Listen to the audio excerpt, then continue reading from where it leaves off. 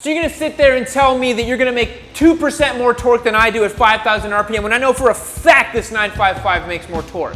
It might make more torque, but look how big your levers are, man. Well, I think you're talking a big game for a guy who's got a 4.2 gallon tank when I've got a 4.4 over here and I get one more lap at the track than you do. Dude, I fill this thing up with 110 race octane fuel, man. I get 202.67 horsepower. Has this ever happened to you? Wasting your life arguing with your friend about whose bike is better? Have you found yourself late at night agonizing over the smallest details imaginable about one motorcycle over another? We here at Yammie Noob have found a better way.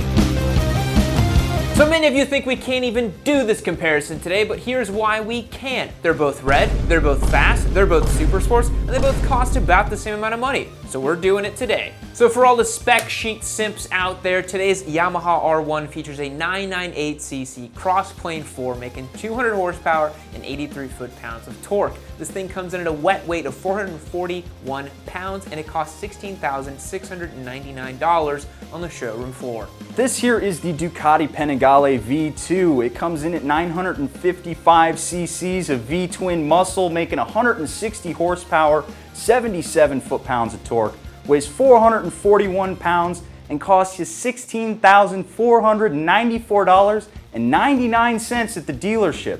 But we all know motorcycles are more than their spec sheets, so let's get out in the field and talk about what makes these bikes special.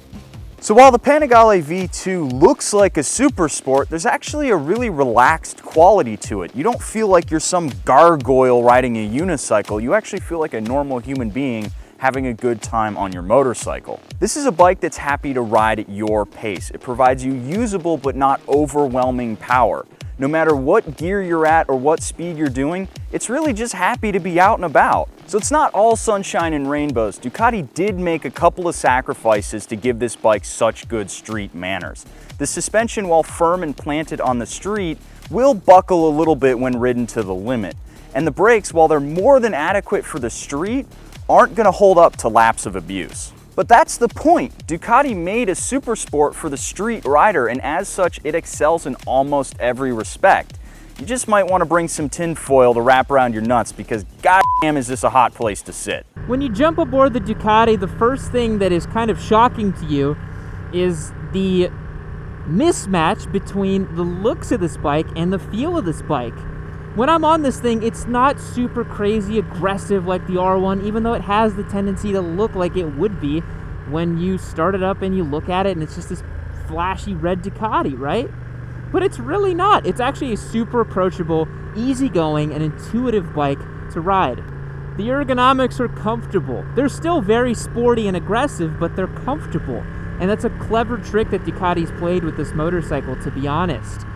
The other thing that's great about it too is it's not geared super aggressively like the R1, so you don't have these super tall gears. First doesn't end at 90 miles per hour. I can cruise here in second gear and feel like I'm really using the motorcycle. Already, it's just so much easier and intuitive to ride than the R1, and it's really not that scary, to be honest. It really works very, very well as a street motorcycle. This to me is what a sport bike should be.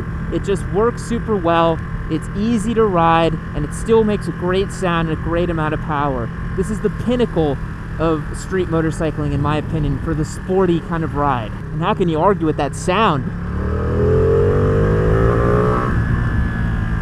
And that's the cool thing about this, man. I feel like I can rev it out. I feel like I can play with it. The R1 feels like you can't do that at all.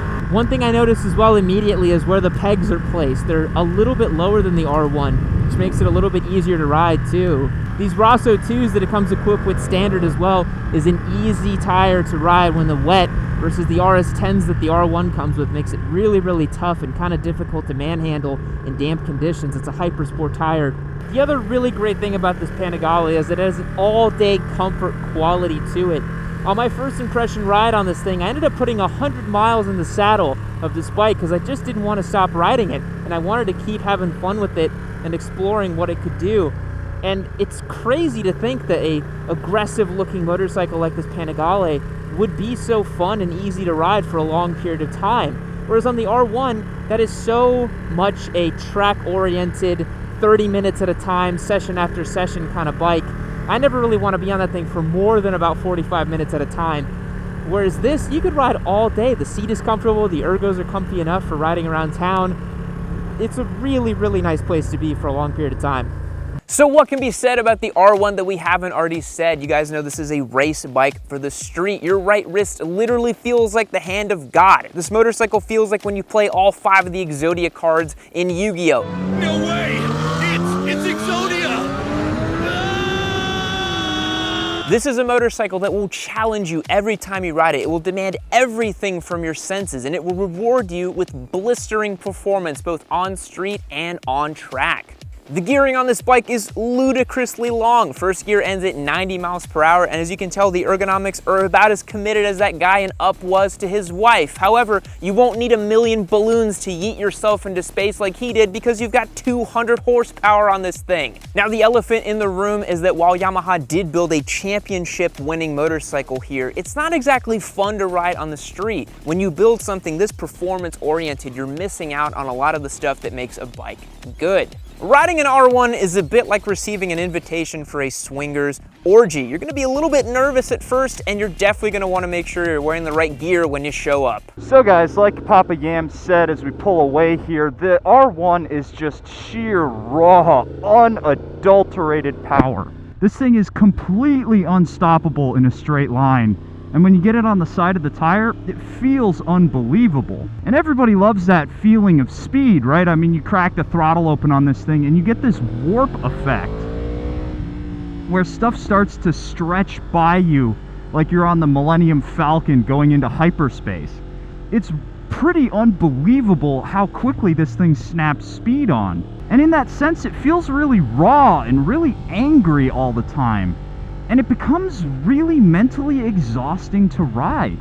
No matter what you're doing, you need to be 100% focused on this machine. Otherwise, it's going to chop you up and spit you out like yesterday's news. The ergonomics are also ludicrously committed. You're feeling very pitched forward, and while the seat's nice and wide, which you might think leans to a nice, comfy spot to sit, it's really just made out of plywood. It's really, really stiff. And all that's due to the fact that this bike is just so dang performance oriented, you know? All it wants to do is go really, really fast. And as a result, no matter where you are, no matter how far you crack open the throttle, you're automatically speeding. It's just an instant snap to like 60 miles an hour in first gear. In third gear, you're doing a $120 if you crack the throttle open. There's basically no place on the street that you can really stretch this motorcycle's legs without instantly doing go to jail speed. And in that sense, it's actually kind of scary to ride this machine, because no matter what you're doing, you feel like you have this great white shark circling beneath you. And if you just move even a little bit, it's going to rip your arms off and leave you bleeding and floating in the ocean and not even care. The R1 just sits and laughs at you all the time. Like, I'm puttering around here in the wet on these RS10s, and I'm horrified to crack the throttle open, even though it does have a rain mode. And I know that this bike is just sitting here, rolling its eyes and asking me why I'm not just dragging me around every corner, and what the hell's wrong with me, and why I'm such a, puss baby. There's this misunderstanding that they think they need 200 horsepower because they have to pass somebody on the highway. And it's really insane that that's actually where we're at nowadays. I mean, even a bike that has 40 horsepower will pass any car on any highway. And in a sense, this bike is literally just about flattering your own ego, Obviously, it sounds really good and it looks really cool. It looks fast as hell when it's going. And that's because it is, But it's so far beyond any normal human being's capability to ride that you will never touch this motorcycle's limits. And there's something about being able to just reach out and touch what a motorcycle can do on the street, because 9 times out of 10, that's where you're riding. But goddamn if this motorcycle doesn't sound the absolute business. And again, I cannot stress how mentally exhausting this motorcycle is to ride. No matter what you're doing, you're looking down the turn, and probably that's a good thing, but you're also sitting here thinking about What if I give it too much throttle? What if I grab too much brake? And it's really easy to do on this machine. This is a bike about tenths, right? If you give it just a little too much, just a tenth more than you're capable of controlling, it's gonna chew you up and spit you out. Alrighty, Spike, we spent a very wet day today on these two motorcycles, and what would you say was your big takeaway? My big takeaway, honestly, is how much more comfortable the Panigale is as a motorcycle. It's crazy how much more comfortable it is, honestly. Yeah. They look very fast, they look very aggressive, and yet you get on the Panigale and it's got that really nice cushy seat, the handlebars are further up, the ergonomics are just more relaxed on that bike. It's crazy how going back to back, you just feel how much of a race bike this actually is. It is stiff as a board, it's aggressive as hell. It just wants to absolutely tear your head off. I like what you said about it being a great white shark, you know, it's just ready to go at any moment. And I think the elephant in the room here a little bit is like, oh, why aren't we doing a V4? Why aren't we doing another big bad Ducati? But I think the point of today was to appreciate power and to appreciate a sport bike experience, right? And it's why this is so interesting in my opinion, right? What do you think? I think that's the main thing that makes this so seductive to me, is while it is down on power, it's making 40 less horsepower. How could you only live with 160? Yeah, I know, right? But you can actually use it. The way it's geared, it's more fun to ride because you are blipping the throttle and you're going through the gears. On this, when we were filming the vlogs, I never left first gear. Yeah. So I could hear you. It was just it just sat there and did its thing, and it didn't feel like it was stressed at all. Yeah. You know, and it's kind of boring to ride it on a nice, tight, narrow, twisty corner because you know you have no runoff. You can't push it on the street. Not even a little bit. But the thing that you told me that I thought was a little interesting is that you felt more at home on this than this today, which I didn't think was going to happen. So talk to me about that. Honestly, I think it's down to experience. I've spent more time on the R1, a lot of seat time on this bike actually, because we've done so many different comparisons with it. Yeah. And something about it, I got on it and I was like, oh, this feels really good. It makes a lot of sense to me. Yeah. I think it's something about the Ducati's package, the way it's set up. Like the ergonomics are somewhere between race bike and naked bike. Yeah. That makes it feel just a little strange, and I didn't quite gel with it. And you said it sounds like a rider problem, and it might very well be that I am used to riding a race bike like this in a certain way on the street. Yeah. And I tried to do it with that, and I didn't ride it the way it wanted to be ridden. Yeah, I could see that. The thing that always just strikes me as impressive about this motorcycle is how usable it is. We talked about this. It's crazy how it's super bike fast. It is every bit super bike fast, 160 horsepower, but I feel like I can just chuck it around and play with it, and it wants to be a little puppy dog and do what I want to do, whereas this is just the most serious pull together riding experience, you know, that you could possibly have. Yeah, I did off camera, I did a little pull when we were coming back up to the shop, and I banged off one gear and I was going real fast. Yeah. Whereas when you do a pull on the Ducati, you can literally pin it at flat out, bang off a couple of gears, and yes, you're speeding. Obviously you're speeding, but you're not go to jail speeding. Yeah. You know, and that is instant go to jail speeding. Yeah, sure. This thing is ridiculously quick. Yeah, and it's crazy because for this motorcycle, kind of like what you said, you get to actually hold it open and use it and really feel it.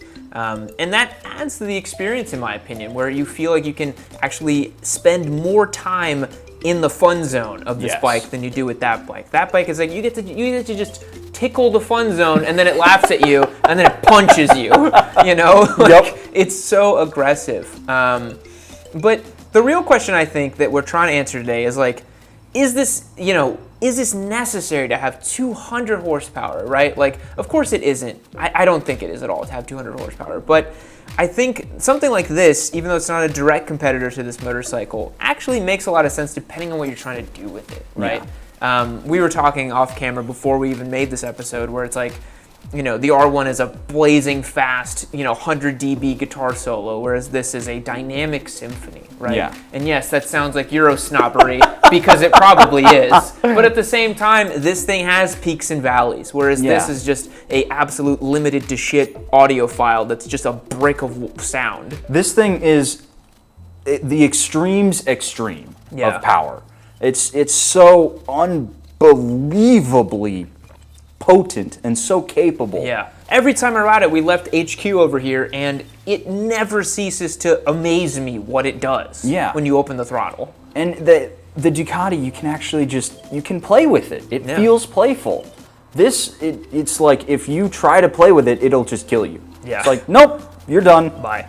So for your money, 16.494.99. Spec Sheet Warriors.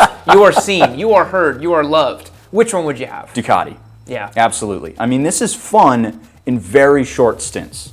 You can appreciate it for about a half hour, and then it's not fun anymore. It gets to the point where you're like, okay, I'm actually bored because I can't do what the bike wants to do. Yeah. This you can actually really play with.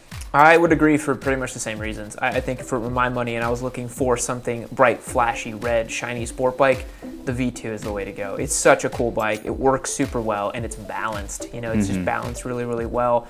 And honestly, I get on it, I don't miss the 40 horsepower of the R1. No, I God, don't really no. care. Yeah. And it says Ducati on the tank. It does say Ducati on the tank. Yeah. Here, I have a higher percentage of lean as I get over here on the side of it. Dude, look at the knurling on your foot peg. There ain't no way you're gonna get all that kind of grip on there. 110 octane in here, I get 200.2 foot-pounds of torque.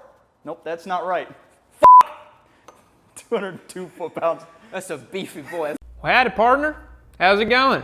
Now, this video's over, but I tell you what, you click on this one right over here, you can keep watching yourself some Yammie Noob. And if y'all didn't know, we're based out of Austin, Texas, so click on that video, you might check out something cool.